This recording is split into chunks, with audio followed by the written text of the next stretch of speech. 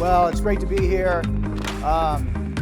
As Jason said, I'm going to be talking about some trends we've been seeing, and boy, oh boy, what a difference 2 years makes, right? I mean, my goodness, from the time Rachel was here with you all 2 years ago to now.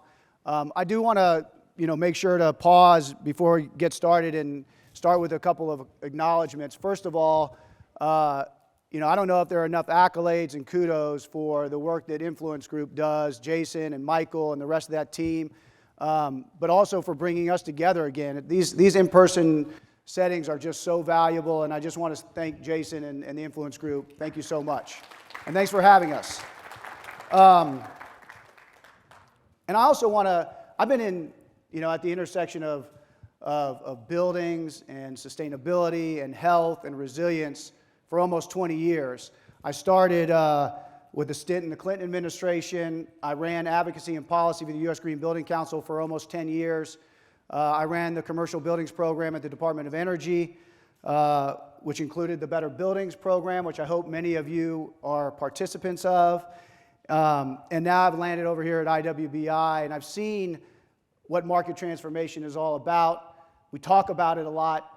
I have the deepest admiration, the deepest respect for the folks in the room here because you guys are doing it. When we say the revolution is televised, that's you all. You guys are doing this work. You guys are in those buildings. You guys are charting the future. And so I just want to commend all of you for the work you do every day.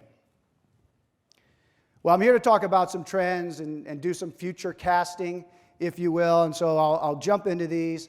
I'll just say at the opening here, maybe a global point. And I don't know if this has been said before, but I think this is one of the greatest market opportunities we've ever seen when it comes to exactly what Jason just outlined, the intersection of health and wellness and the role that real estate has to create these opportunities and deliver on the promise of healthy buildings. It's absolutely huge. We're seeing it through the lens of our customers, which are all around the world. We're talking about 30,000 projects representing 3 billion square feet of real estate. And I just want to put that in a little bit of perspective. I almost say that too fast. 3 billion square feet of real estate is the footprint of the WELL building standard at this point. I came on in the very last bit of 2019 into this organization. I remember crafting in the first month of the job a press release that was saying that we had hit the 500 million square foot mark. Less than 2 years later, we're talking about 3 billion square feet. So it's a huge growth in both demand and adoption and uptake. And again, it's really because of the leaders. It's because of the trendsetters like you all in the room. In fact, I think we've just hit 20% of Fortune 500 companies that are utilizing WELL. And so we've seen kind of, when you peel back the layers of the onion, what's going on in the market. And I think this is one that everyone will acknowledge. It's a little bit of where we were versus where we are now. Pre-pandemic, I think when we were talking to our customers about what was driving the interventions and strategies to improve health and well-being for occupants, for customers, for clients, it was really about recruitment and retention. That was the number one ask. We want to do better on recruitment. We want to do better on retention. Now, without a doubt, unequivocally, it's all about ESG performance and enhancing ESG performance. There's a lot to unpack as it relates to ESG. I think real estate has been really, really good as it relates to the E. I think they've been pretty good as it relates to the G. I think the S and the social pillar of ESG has been a little bit elusive, and we haven't necessarily translated into metrics and indicators as much as we have in some of the other letters, the environmental and the governance side.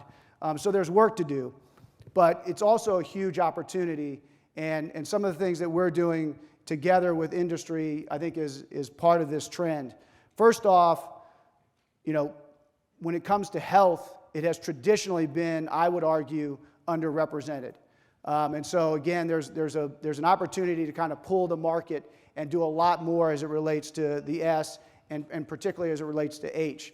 What our CEO, Rachel, who wasn't able to be here, likes to say is our job is to put the H, health, in the E, the S, and the G. Obviously, it's much more attuned to the S, but it also shows up in the E and the G. So we've got a lot of work to do. I think there's an opportunity for this to be more and more of a differentiator, and that's exactly what we're seeing. How is this playing out in the market? These very same health strategies that real estate is driving, that the work that you're doing is leading, it's showing up as some of the most prominent indicators in companies' ESG reports. This is huge. So it's not just about the idea is that health and well-being is going to improve productivity, which we know it will, even improve cognitive ability, which we know it will. It's not just about recruitment and retention. It's exactly about how do we actually drive performance, and it's about the human and social capital metrics that are getting on board. And the other point here, which I think is really, really important, is the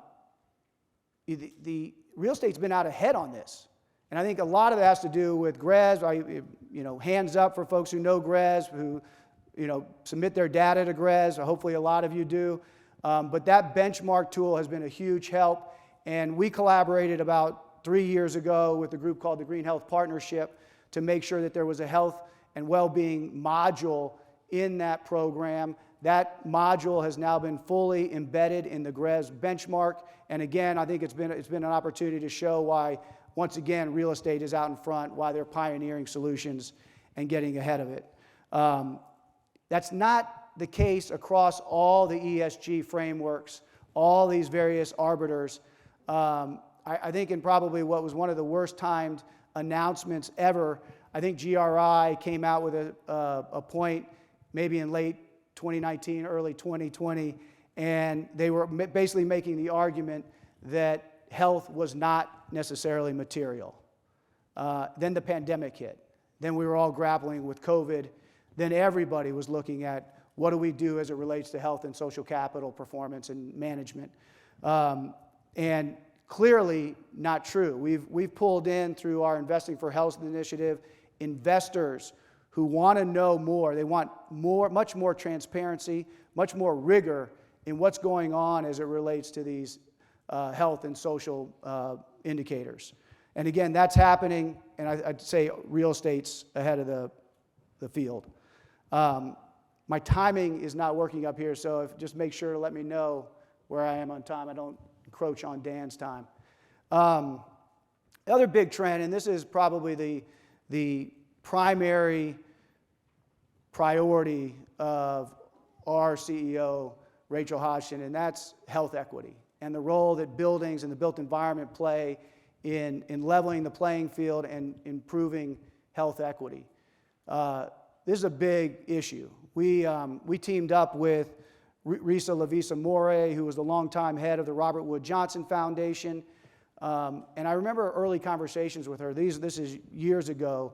And she was talking about, listen, nobody's really been thinking about buildings where we spend 90% of our lives indoors in a building, and the impact it has on the things that we really value. How do we help ensure that everybody coming into a building is afforded the same opportunities, the opportunity to live their healthiest lives?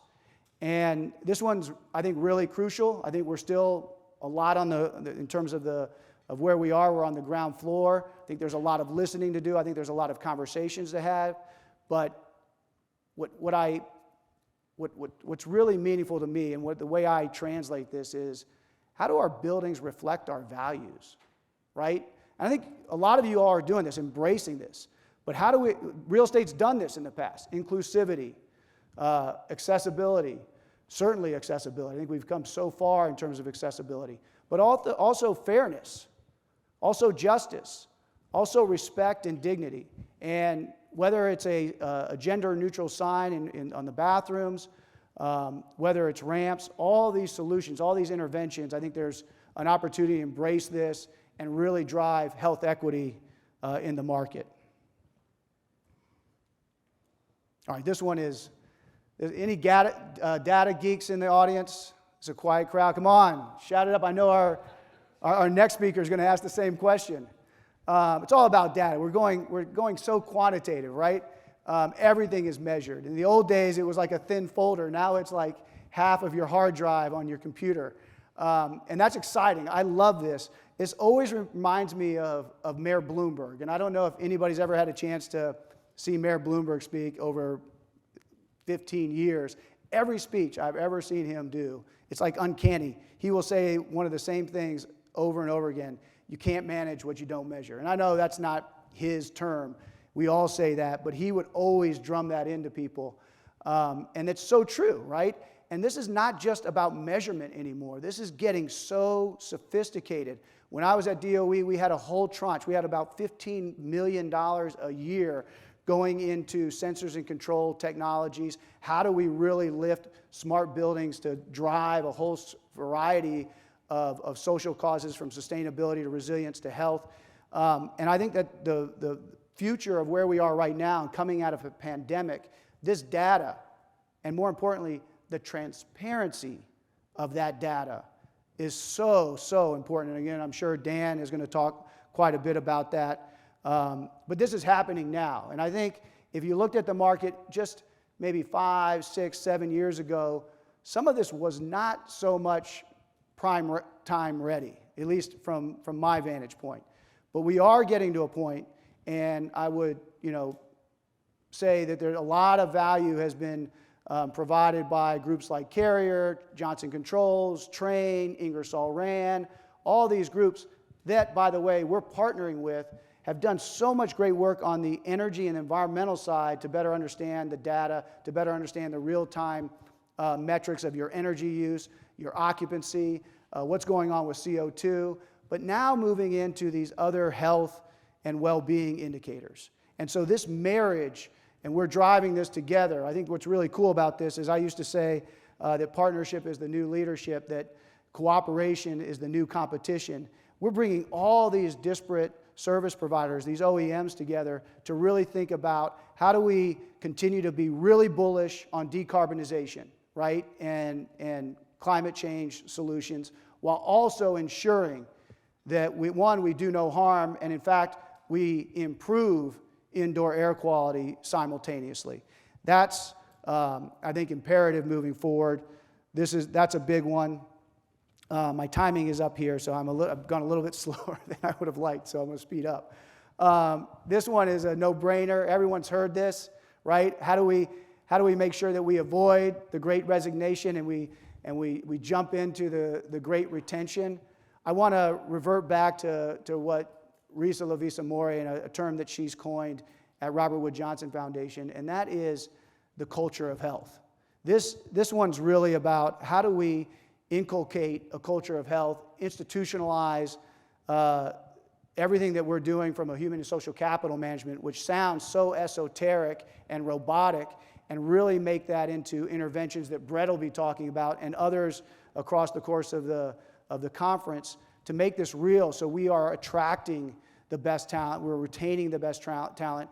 Obviously, we want to make sure that folks, when they do come back, we're instilling the confidence to do so.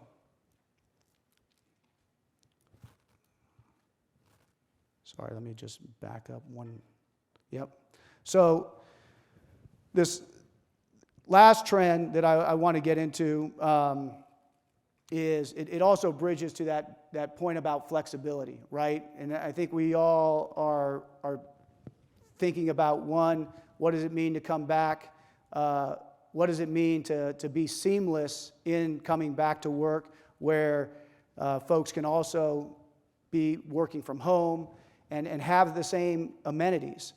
What I think is so powerful about this idea of revisioning the workplace as shelter is it's about feeling protected, being safe, and doing that in the context of what we're seeing on a day-to-day basis, whether it's pandemic, and in the future, it's certainly going to be climate change, right? We know that the weather is changing. We know that more weather-intense events are happening on a daily basis, and making sure that the workforce, whether they're at the workplace or they're working from home are protected.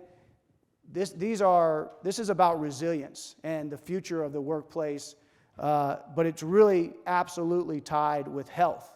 We think about the next disaster, whether it's fires, whether it's floods, or whether it's some sort of disruption.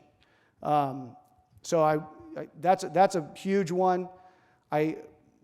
This is a last little nugget just from my vantage point that I wanted to make sure to let this crowd know. I also work on the advocacy side of the aisle, where I get to work with lawmakers at the federal level. Often, not much is moving. We're in a different time period where things are actually getting done and have been getting done for the last 2 years. Obviously, today, President Biden signed a huge infrastructure bill, which I hope you all appreciate and supported, infusing $1.2 trillion, a lot of really good measures and provisions in there for healthy buildings. But there was one idea that hasn't made it into legislation yet, hasn't made it into past legislation yet, and that's the idea of a safe and healthy workplaces tax credit. How do we bring everybody together?